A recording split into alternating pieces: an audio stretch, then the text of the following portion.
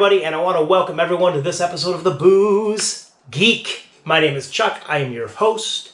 And before I forget, if you're all new to the channel, please hit that subscribe button. And if you like the video, hit that like button too and give us a big thumbs up. And I'm going to thank y'all in advance for doing those two things. But on tap for you on this episode, we're going to be tasting and reviewing a beer from Breckenridge Brewing, and they are located in Littleton, Colorado. So the beer we're tasting is actually a Nitro Stout. And what that means is that instead of using CO2 in the beer, the brewery will use nitrogen gas in the beer, as opposed to the CO2 gas.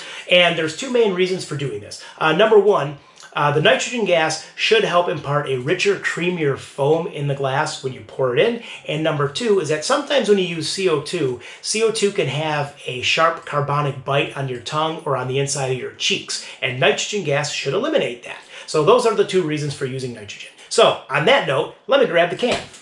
So this is Breckenridge, their Nitro Irish Stout. So as I mentioned, so this is a Irish style stout that uses nitrogen gas.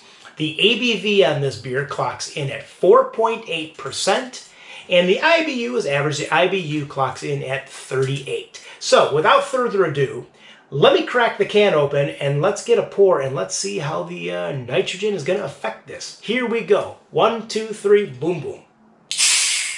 Oh, well, we got some nice noise coming out of there. A little bit of smoke, but not too much. I'll grab the glass. Now, here's the moment of truth. So number one, here's what the nitrogen should do. And let's see if it's doing its job. Well, a little bit.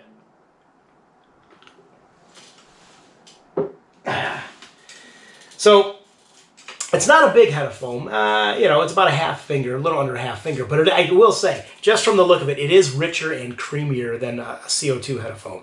And it's just off-white. It's a slight khaki. Not a dark khaki, a lighter khaki. But there is nice color. I mean, this is a dark, it's a black beer, but it has a hint of ruby in there if I'm putting it in the light. So a dark color. But let's give this a swirl and let's give it a nose and let's see what we got here. Here we go.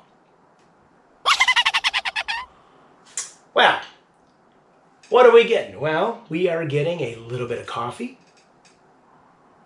a little bit of chocolate,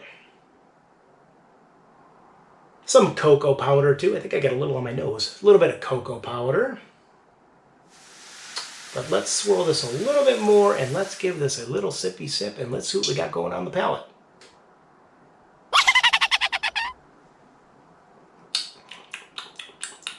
Well, first and foremost, full-bodied beer.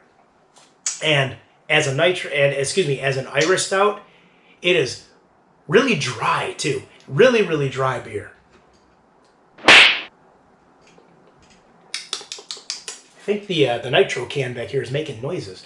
But back to the review. What do we got on the flavor palette? Well, we got a little bit of that chocolate is coming through. We got a little bit of that coffee coming through. And it's not bitter coffee. It's just straight up coffee. It's not like an espresso-like coffee. We got a little bit of burnt toast. There's a little bit of smoke and a little bit of ash, kind of rounding it out. It's slight, but it's there. It's at the bottom level there. But first and foremost, it's the chocolate, the cocoa powder, and the coffee is coming through really nice. Let me get another sip here. This is a nice beer. I mean, it is drinking really creamy and really smooth. I mean, really smooth. And that has to do with the nitrogen. But I'm going to give this a 7. It's lacking some of the complexities of certain stouts, but it's not bad. And I do like the nitro aspect of it too, because I said it is drinking really creamy, it's full-bodied, it's silky smooth, so much so that I'm going to give it another sip. Here we go. Yeah, it is. It is really silky smooth. But yeah, I'm going to stick to the 7 on that. I really like this. This is a nice, smooth, easy drinking stout. It is a little dry, as I said.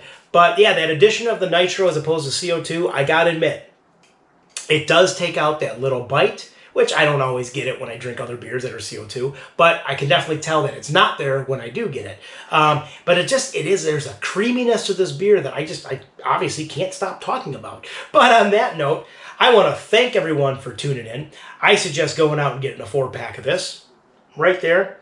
And yeah, You can always follow me at the websites, which is www.pubshaveapintin.com, or at the blog, which is www.pubshaveapintin.blogspot.com. And like I said, if you like the video, please give us a thumbs up and maybe leave a comment down below. But on that note, we will see you all on the next episode. Hope you enjoyed this one. And as always, raise a pint, cheers, PROST, and enjoy.